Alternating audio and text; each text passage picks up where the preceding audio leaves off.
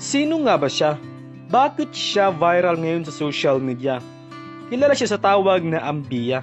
At mas madaming nagsasabing siya daw ay Lafina Ambiya.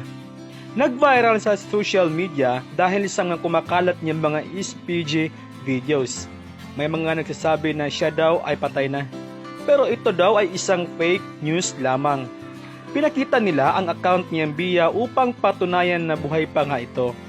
Pero sa aking pananaliksik, meron siyang boyfriend na sobrang na-in-love sa kanya. Pero ay hindi siya sineryoso ni Ambiya dahil para sa kanya, ito'y katuwaan lamang.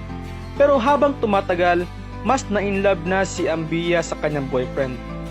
Sobra siyang pinagpalad dahil lumaki siya sa isang mayamang pamilya.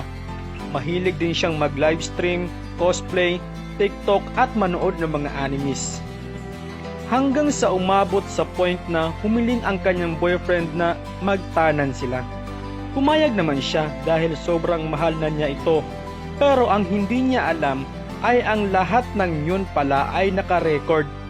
Gusto niya itong ipadelete pero ayaw ng boyfriend niya. Mas binantaan pa siya ng kanyang boyfriend na i-upload ang kanilang video kung di siya papayag sa gusto nito.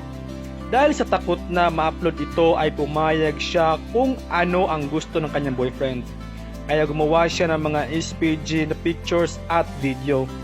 At marami pang iba. Pero habang tumatagal ay nagsawa ang kanyang boyfriend. Dahil dito ay naghiwalay sila at in-upload ito online. Kaya sobrang kalat na ito sa Thailand. At sobrang napahiya na siya sa nangyari. Hanggang pati ang kanyang kaibigan, pamangkin at kanyang pamilya ay nakita rin ang videos. Sa ngayon ay pinagpatuloy niya kung ano ang kanyang nasimulan.